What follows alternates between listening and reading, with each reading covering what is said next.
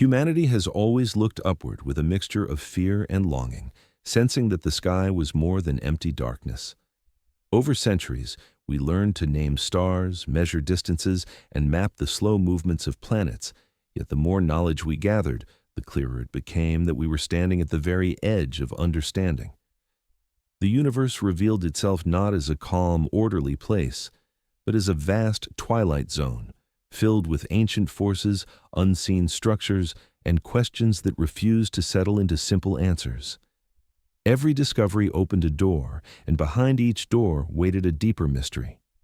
For a long time, people believed the universe was infinite in every sense, endless in space, eternal in time, without borders or origin. It felt intuitive. If the cosmos had no edge, then it had no beginning and no end. But the night sky quietly contradicted this comforting idea.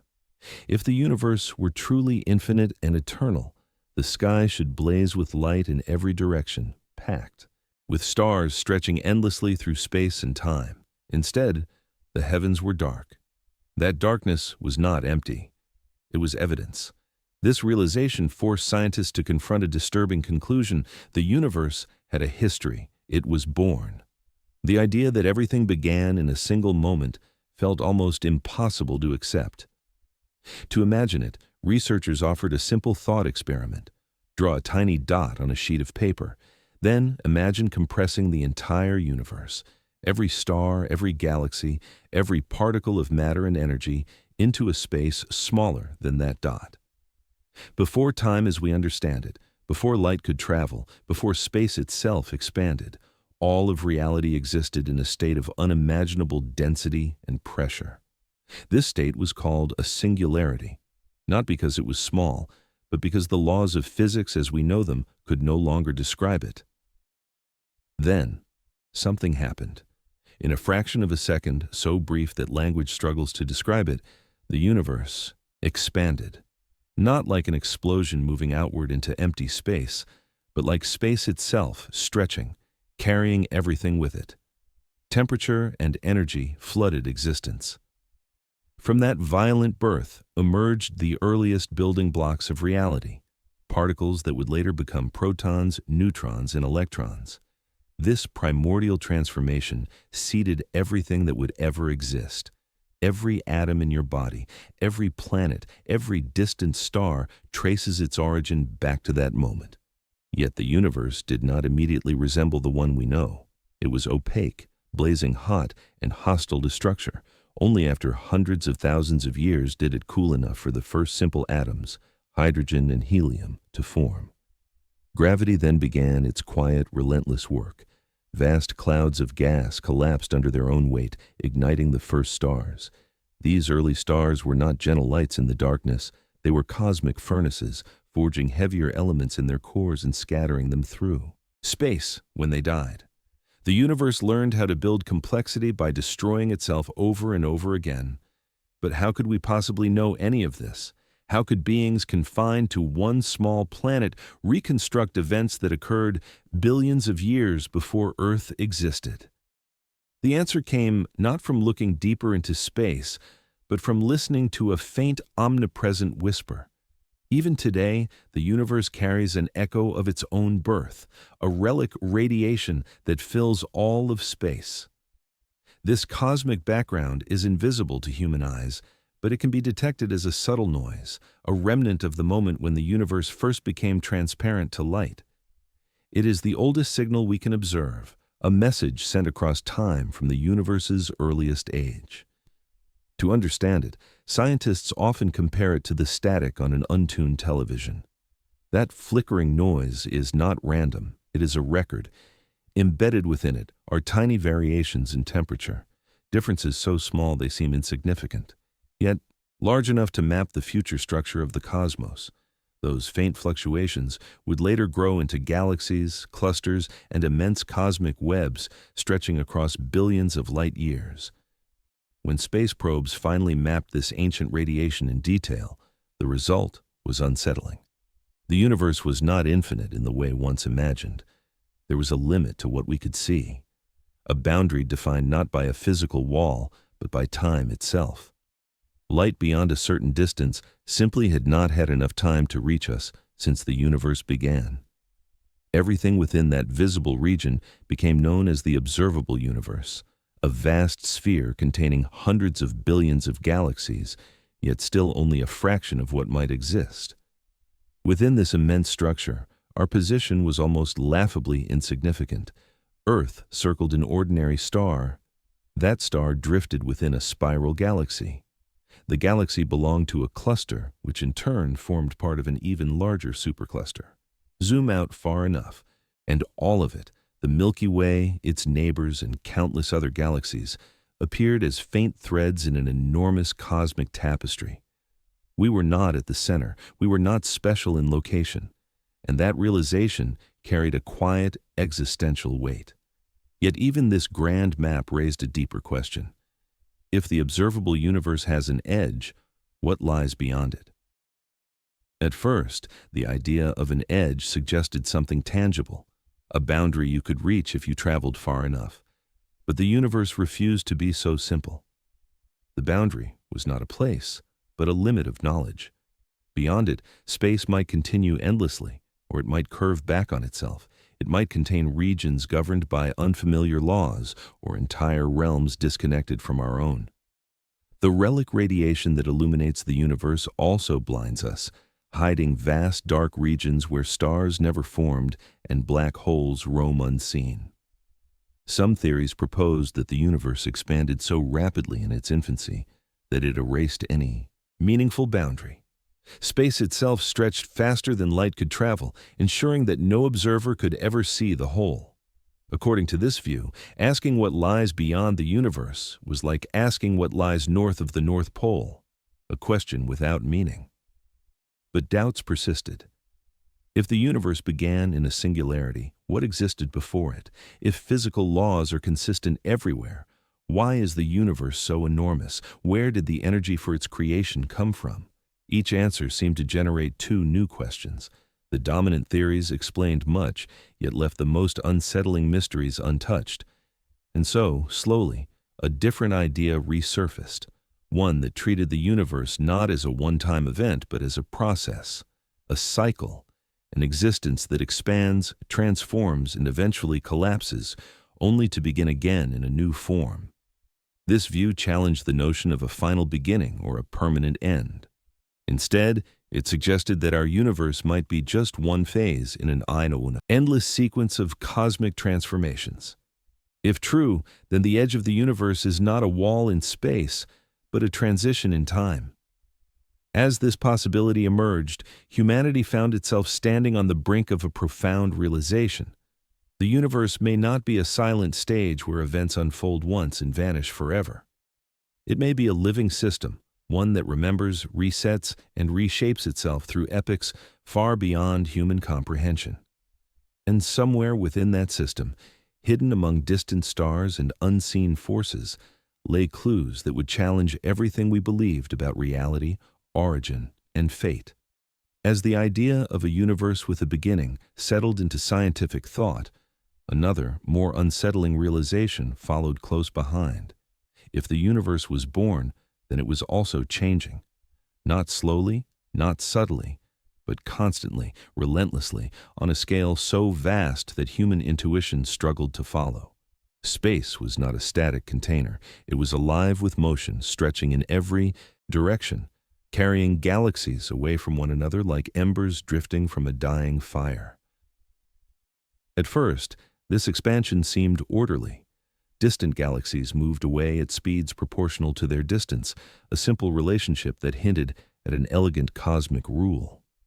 But as instruments grew more precise and measurements accumulated, something went terribly wrong with the equations.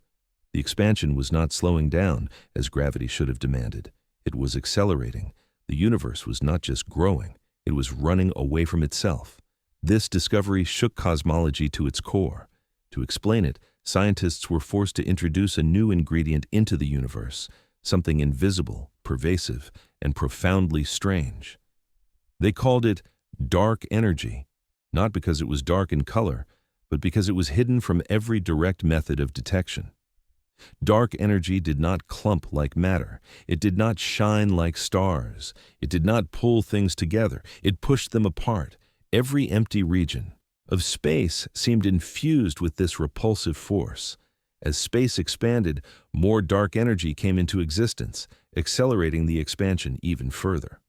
The universe entered a feedback loop, expansion creating more expansion, distance breeding isolation. This meant that the future of the cosmos was already written into its present behavior. Galaxies would drift farther and farther apart. Over time, light from distant regions would stretch until it became undetectable.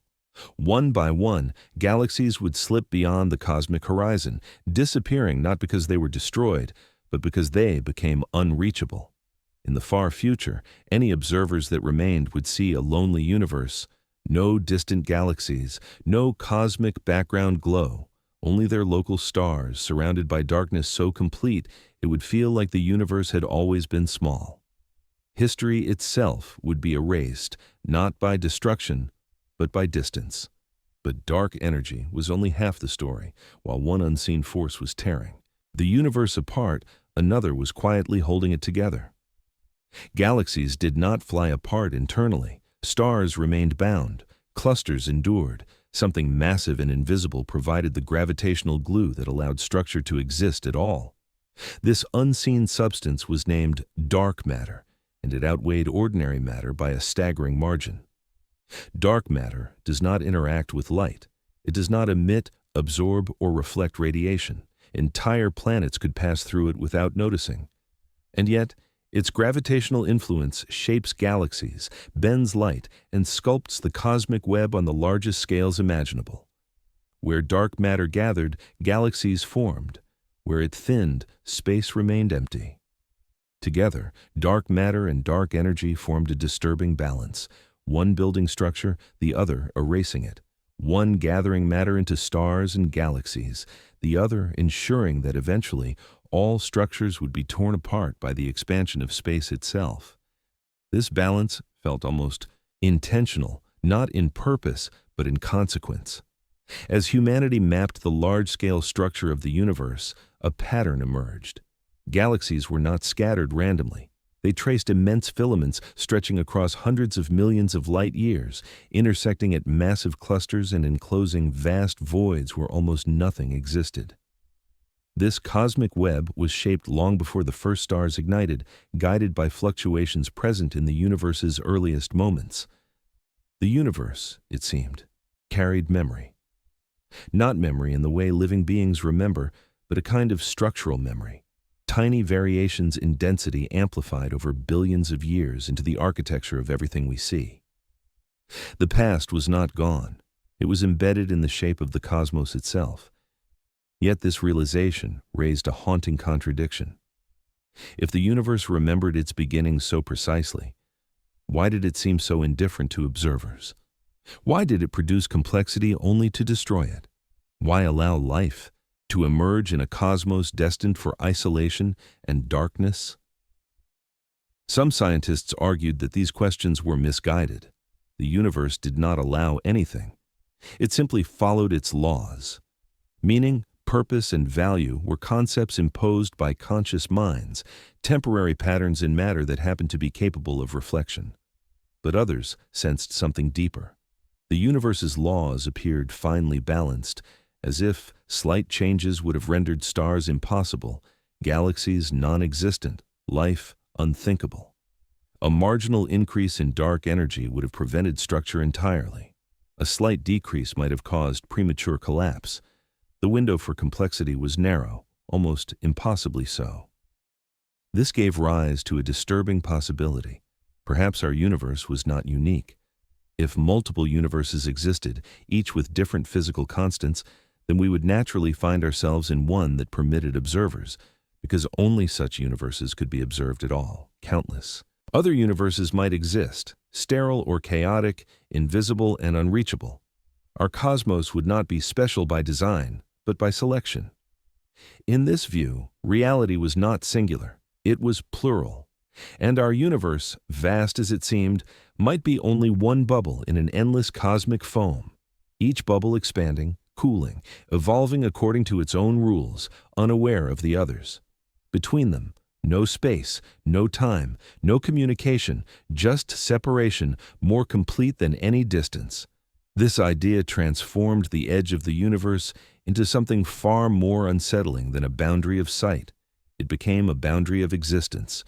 Beyond it might lie entire realms forever disconnected from ours, each carrying its own history, its own laws, its own silent evolution. The night sky, once a symbol of infinite possibility, now hinted at profound isolation. We were not just small in space, we were isolated in reality. And as the universe continued its acceleration, stretching, thinning, erasing its own visible past, it became clear that this isolation was not temporary. It was the long-term destiny of everything that existed within space and time. The universe was not rushing toward destruction, it was drifting toward separation. A future where matter still exists, but connection does not. Where structure remains, but history cannot be shared. Where the cosmos endures, but meaning fades with the last observers capable of asking why. And somewhere within this expanding darkness, the universe carried on, silent, ancient, and utterly unconcerned with who was left behind to watch it unfold. As the universe expanded and separated itself into ever more distant islands of matter, another realization emerged, quiet at first, then impossible to ignore. The cosmos was not only growing larger and colder, it was becoming emptier in a deeper sense, not just fewer stars, fewer chances for interaction, fewer opportunities for complexity to survive. This led scientists to confront a question that had haunted speculation for generations, but now carried new weight. If the universe is so vast, where is everyone? Statistically, the numbers were unsettling. With hundreds of billions of galaxies, each containing hundreds of billions of stars, and an immense fraction of those stars hosting planets, the universe should be teeming with life. Some civilizations, if they arose early enough, should have had billions of years to expand, explore, or at least leave traces of their existence. Yet, space remained silent. No signals, no structures, no unmistakable evidence of intelligence beyond Earth. This contradiction became known as a paradox, but it felt more like a warning. At first, the silence was explained away. Perhaps intelligent life was rare. Perhaps technological civilizations destroyed themselves quickly. Perhaps they chose not to broadcast their presence. Each explanation offered comfort, but none resolved the deeper tension. The universe appeared not just quiet, but systematically empty of witnesses. As telescopes probed deeper, researchers began to notice something else. Worlds that looked as if they had once been alive. Planets with atmospheric scars suggesting oceans long evaporated.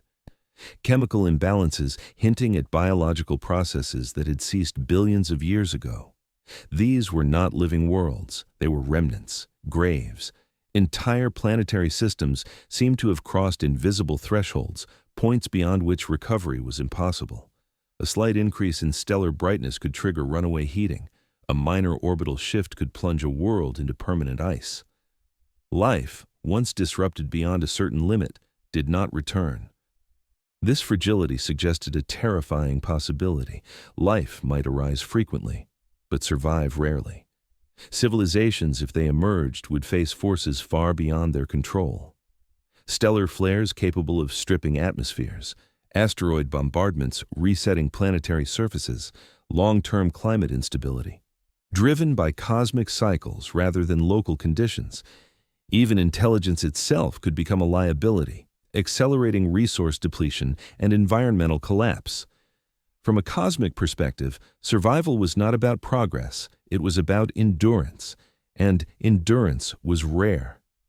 As this understanding deepened, attention turned to time. Perhaps civilizations existed, but not now. Maybe they flourished millions or billions of years before humanity evolved, only to vanish long before Earth was capable of listening. Or perhaps others would arise long after humanity was gone, inheriting a universe already stripped of visible neighbors. In such a cosmos, civilizations would be separated not by distance, but by eras. The universe might be full of stories that never overlap. This temporal isolation was more absolute than any spatial separation. Even if civilizations occupied the same region of space, if their timelines did not intersect, they would remain forever unaware of one another. A message sent too early or too late would dissolve into the cosmic background, unheard and unremembered. This reframed the silence not as absence, but as misalignment.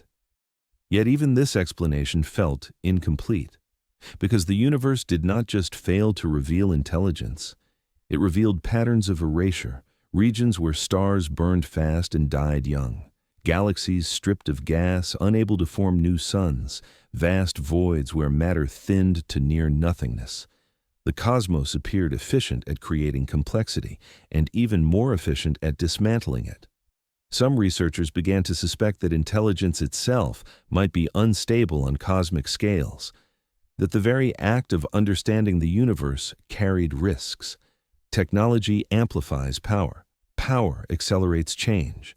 Change destabilizes fragile systems. A civilization capable of altering its environment on planetary scales might inevitably cross thresholds it cannot reverse. In this view, intelligence is not the universe's crowning achievement. It is a brief experiment, a pattern that appears, explores, and collapses, leaving behind little more than altered atmospheres and quiet ruins. As these ideas took hold, the universe began to feel less like an open frontier and more like a filter. A system that allows matter to organize into complex forms, but only temporarily. Stars burn. Planets stabilize. Life emerges. Minds awaken. Then, forces far larger than any single world intervene, dismantling what was built. The universe does not hunt intelligence. It simply does not protect it. And this indifference is more terrifying than hostility, because there is no enemy to resist, no intention to negotiate with, no purpose to oppose. There are only laws, ancient, blind, and absolute, laws that favor entropy, laws that stretch space faster than light can cross it, laws that erase history by scattering its evidence beyond reach. In this framework, humanity's awareness becomes something profoundly fragile. Not special because it is powerful, but because it is temporary. A narrow window where matter reflects on itself before conditions close. The silence of the universe is not empty. It is full of endings, endings that occurred too far away, too long ago, or too quietly to be noticed. Worlds that may have once looked up at their skies with the same questions, the same wonder, and the same fear, only to vanish without leaving a voice behind. And as the universe continues its expansion, accelerating toward deeper isolation, the chance of overlapping awareness grows ever smaller. The cosmos drifts toward a state where even the possibility of shared understanding disappears. A universe that still exists, still evolves, still obeys its laws, but no longer knows itself. And within that vast, thinning darkness, the question remains unresolved, not because it lacks an answer, but because the universe may not permit anyone to hear it. As the silence of the universe grew harder to dismiss, a final layer of understanding began to form, one that did not focus on stars, planets, or civilizations, but on the structure of reality itself. The problem was no longer simply where life had gone, but whether the universe was ever designed to sustain observers for long at all. The answer appeared to be written into the fabric of space-time. Reality, as modern physics revealed, was not built on solid foundations. Space and time were not rigid stages on which matter acted. They were dynamic, flexible, and deeply intertwined. Mass bent space, motion altered time, energy reshaped causality. The universe was less like a machine and more like a constantly shifting landscape, responsive to every disturbance within it. At the deepest level, certainty dissolved. Particles did not possess fixed properties until they interacted. Outcomes existed as probabilities. Events were not determined until they happened. This meant that observation was not passive. To observe was to participate. To measure was to select one outcome among many. But this raised a disturbing implication. If observation is required for reality to settle into definite states, then regions of the universe without observers exist in a kind of unresolved condition, not unreal, but incomplete. Vast stretches of space, untouched by measurement, may never fully collapse into a single history. They remain possibilities rather than narratives. In this sense, the universe does not tell one story. It tells many incomplete ones.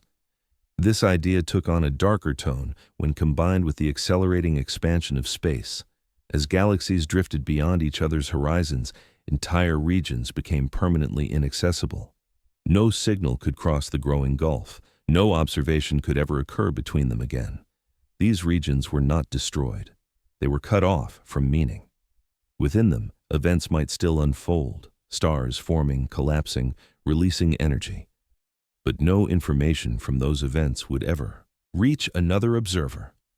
Without connection, their histories became isolated, self-contained, and ultimately irrelevant to the wider cosmos. This isolation mirrored the interior of a black hole on the largest possible scale. Just as nothing beyond an event horizon can influence the outside universe, nothing beyond a cosmic horizon can ever be known. The universe was filling with unreachable domains, zones where reality continued without witness, without record, without shared existence. The cosmos was fragmenting into causal islands. Each island followed the same physical laws, yet none could confirm the other's existence. Over time, the number of accessible islands decreased. Expansion erased bridges faster than light could cross them. The universe was not collapsing into unity. It was dissolving into solitude. This led to a grim conclusion. Observation itself is a temporary phenomenon. Consciousness, intelligence, awareness, these are not permanent features of reality. They arise only when conditions allow matter to organize into stable, energy-rich systems capable of reflection. When those conditions fade, awareness fades with them. The universe does not require observers to function. Observers require a narrow window of cosmic circumstances to exist. Stars must burn slowly. Energy gradients must persist. Matter must remain structured long enough to support complexity. These conditions are not guaranteed. They are fleeting. Once stars exhaust their fuel and galaxies thin into isolation, the universe enters an era where complexity becomes unsustainable. Interactions become rare. Energy becomes diffuse. The scaffolding that once allowed minds to emerge collapses quietly. In that future, reality still unfolds, but without perspective. No one measures time dilation near massive objects. No one maps cosmic filaments. No one listens for signals in the dark. The universe continues, but its story becomes unread. This realization stripped away the last illusion of permanence. Even meaning itself was not a fundamental property of existence. It was a byproduct, a pattern that arose briefly when matter arranged itself in a particular way. Meaning requires memory. Memory requires continuity. Continuity requires connection, and the universe is steadily erasing all three. This does not happen violently. There is no final catastrophe, no dramatic collapse, just gradual disconnection. A slow thinning of relationships until every region stands alone, evolving without reference to anything else. In this light, the silence of the universe is not an accident. It is the natural outcome of its structure. The cosmos is not hostile to observers. It is indifferent to their duration. For a short span of cosmic time, the universe allowed itself to be known.